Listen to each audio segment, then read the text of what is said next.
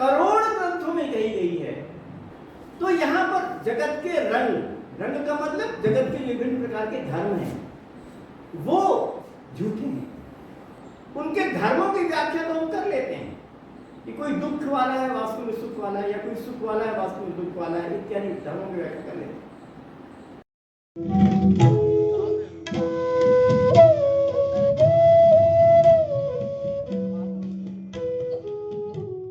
प्रिय महानुभाव, आज मैं आपके समक्ष संस्कृत मुहावरे एवं लोकोक्ति इसके 14वें अंक के प्रथम भाग के रूप में आपके समक्ष प्रस्तुत हूं। आज की मेरी लोकोक्ति का विषय है ब्रह्म सत्यम जगन मिथ्या।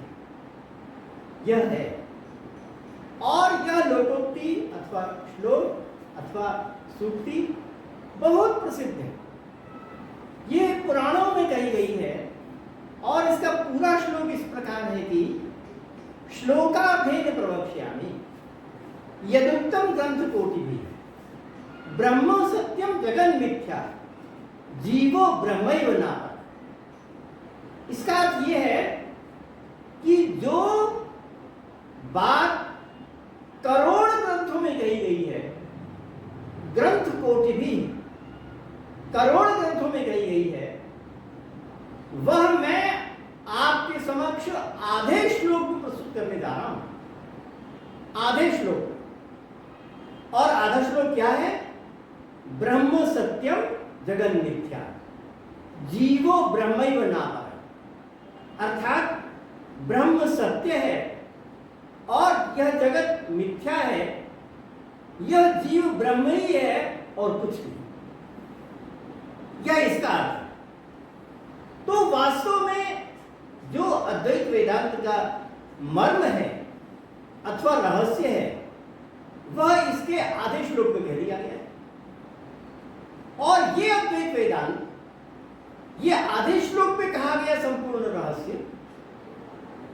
आदि शंकराचार्य से प्रारंभ होता है। आदि शंकराचार्य ने ब्रह्मसूत्र के शांकर भाष्य जब किया, उसमें अद्वैत वेदांत की स्थापना हुई। आदि शंकराचार्य ने ब्रह्मसूत्र का जब शांकर भाष्य किया, तो प्रथम भाष्य के रूप में हम अद्वैत वेदांत को पहचानते हैं। उसके पश्चात जितने भी भाष्य हुए वो आदि शंकराचार्य के पश्चात हुए, और उससे आगे के भाष्यकारों ने अलग अलग प्रकार के मतवादों की स्थापना की। मगर ब्रह्मसूत्र की सबसे पहली स्थापना आदि शंकराचार्य ने अद्वैत वेदांत को की, और तब से लगभग 1500 वर्ष हो गए, और तब से पूरा जो समाज है वह उस रूप में समझता है कि ब्रह्म सत्यम जगन मिथ्या। यह ब्रह्म सत्य होता है और यह जगत मिथ्या होता है। सामान्यतया अगर किसी से कहा जाए या पूछा जाए, तो वो सोचता है कि ये क्या बात कहेगी, जादू है बिल्कुल, ऐसा हो सकता है क्या? परंतु उसकी व्याख्या अथवा उसका प्रयोग अन्य अन्य रूपों में किया जाता है। हम देखते हैं कि जो इस दुनिया के विभिन्न प्रकार के धर्म हैं अथवा अवस्थितियां हैं, उनको सच्चे और झूठे के रूप में प्रस्तुत किया जाता है।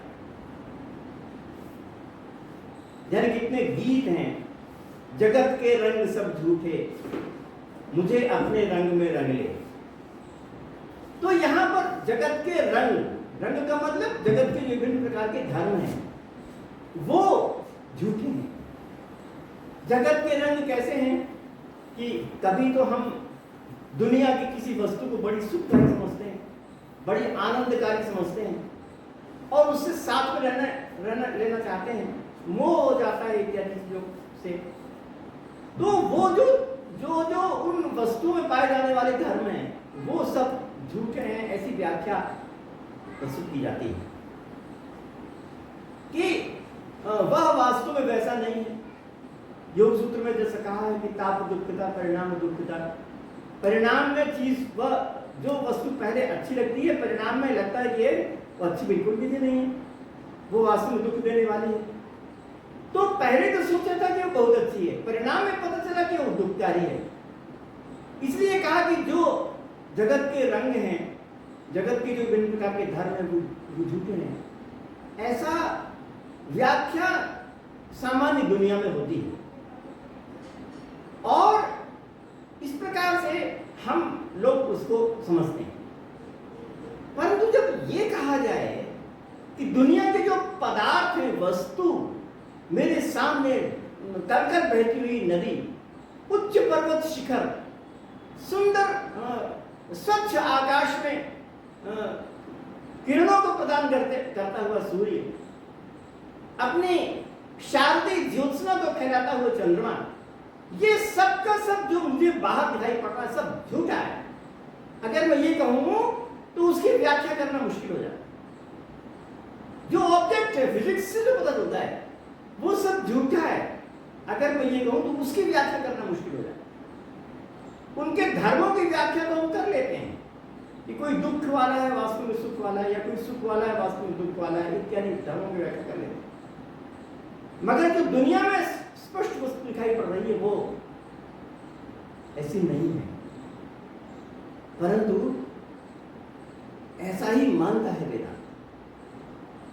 और इस बात को खंडन करने के लिए भी अनेक अनेक प्रकार से चीजें विकसित हुई और उसको मान करके भी अनेक प्रकार की प्रथाएं विकसित हुई। हम एक घटना के रूप में देखते हैं कि कोई विद्वान थे, उनके समक्ष एक व्यक्ति आया कि आप इतना जो भाषण दे रहे हैं या अपनी बातें कह रहे हैं, क्या उससे मतलब है कि दुनिया तो सब झूठी है ना, हम भी झूठे हैं और आप भी झूठे हैं, ये दुनिया तो सब झूठी है, इसलिए आपको ये सब प्रकार का व्याख्यान करना व्यर्थ है। तो उन्होंने उस व्यक्ति को मारा एक तमाचा जोरों से।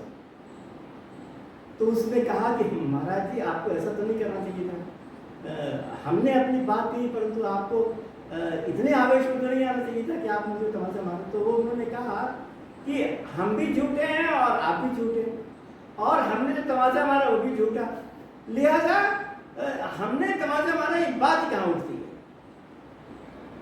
इस प्रकार से उन्होंने उनको समझाने की कोशिश की। परंतु अगर इतनी ही बात होती तो 1500 वर्ष से वो बात, वो धारणा, वो संप्रदाय कैसे चला। बहुत से लोगों ने इसकी व्याख्या, उससे अनाचार भी विकसित हुए मंदिरों में या अन्य जगह पर। उन्होंने कहा कि जितना भी जुगुप्सित कृत्य है उसको करने में कोई भी कठिनाई नहीं है, क्योंकि सब कुछ झूठा है। इस प्रकार की धारणा भी विकसित हुई। तो खैर, हम उन बातों को छोड़ते हैं। हम केवल ये बताने की कोशिश करते हैं कि जो फिजिक्स में बातें कही गई हैं, जो बाहर की दुनिया में वो झूठा कैसे हो सकता है, इसको समझने के लिए कुछ बातों को गंभीरता समझने की जरूरत है। कोई वस्तु को हम झूठा कब कहते हैं? जबकि हम उसके सापेक्ष सच्चे को जान लें तब।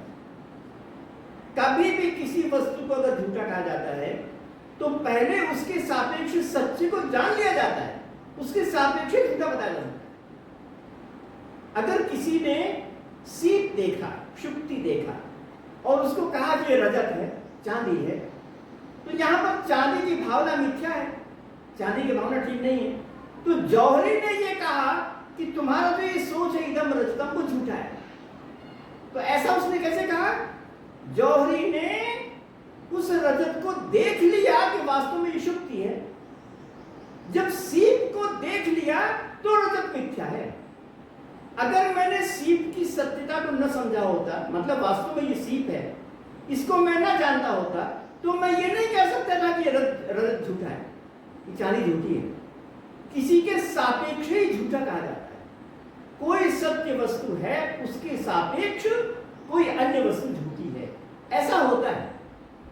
तो अगर मैं कहता हूं कि जगत मिथ्या है तो किसी के सापेक्ष होगा, अर्थात कोई ना कोई चीज सत्य होगी, उसके सापेक्ष इस जगत को मिथ्या कहा जा रहा होगा। निरपेक्ष रूप से मिथ्या नहीं कहा जा सकता।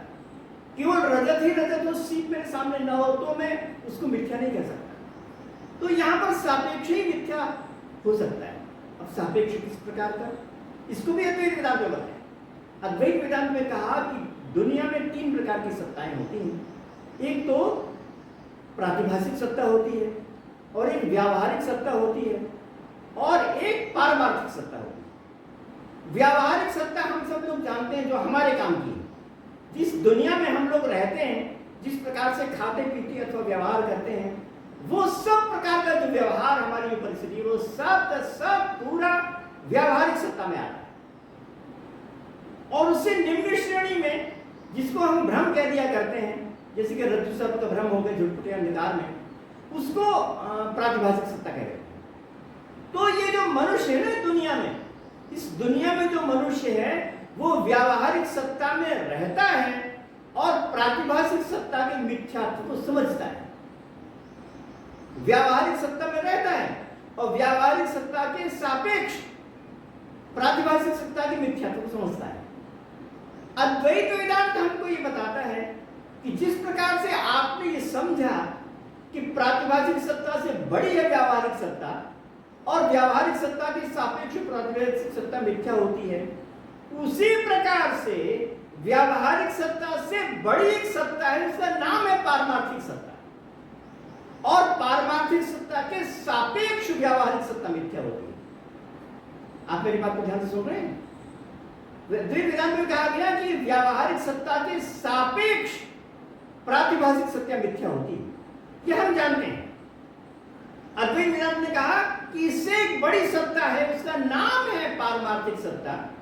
उस पारमार्थिक सत्ता के सापेक्ष व्यावहारिक सत्ता मिथ्या होती है।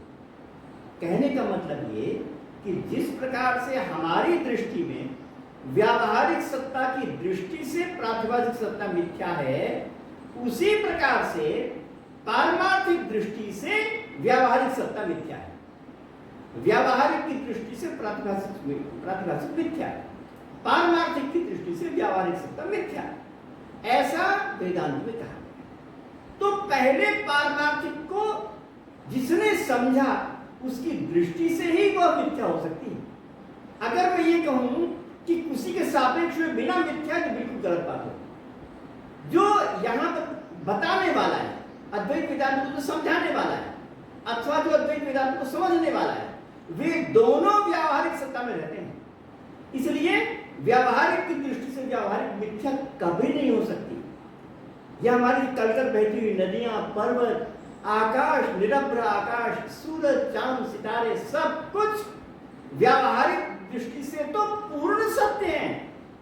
व्यावहारिक दृष्टि से व्यावहारिक हम हैं और व्यावहारिक वो हमारी दुनिया है।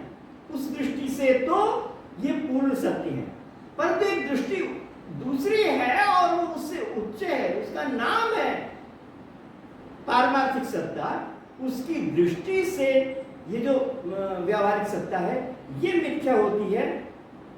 ये बात अद्वैत वेदांत में है। तो ये स्थिति है। अगर हम इस स्थिति को ना अपनाएं तो हम इसकी व्याख्या अपने आप में भली प्रकार नहीं कर पाते। तो इस लोकोक्ति का अथवा सूक्ति का रहस्य यही है कि जगत जो मिथ्या है वो पारमार्थिक की दृष्टि से मिथ्या है, प्रातिभाषिक जो मिथ्या है वो व्यावहारिक की दृष्टि से मिथ्या है। बिना उसकी दृष्टि किए केवल सीधे सीधे अगर हम कहें तो वह अपने आप में मिथ्या नहीं है, अपितु तो बिल्कुल पूर्ण सत्य है जो उस वहां पर रहता है। तो ये स्थिति है। वेदांत की व्याख्या इस प्रकार होती है। इसी प्रकार से जब परमार्थ का प्रकाश आ जाता है तब व्यावहारिक मिथ्या होने लगता है, परंतु जिस दुनिया में हम सदा रहते हैं हर समय, उसमें वह मिथ्या नहीं अपितु सत्य होता है। ये ब्रह्म सत्यम जगन मिथ्या का अर्थ वास्तव है। जो लोग इस बात को न सोचकर केवल ये सोचते हैं कि जगत मिथ्या हो गया, वो अपने आप में न तो अद्वैत वेदांत का अर्थ है और न भववास्तविकता है। इसलिए इस अर्थ को किसी के सापेक्ष मिथ्या समझना चाहिए। अपने आप में व्यावहारिक की दृष्टि से व्यावहारिक मिथ्या नहीं है, पारमार्थिक की दृष्टि से व्यावहारिक मिथ्या है। ये अद्वैत वेदांत का रहस्य है। आपने मेरी बातों को बहुत ध्यान से सुना, इसलिए आपको बहुत बहुत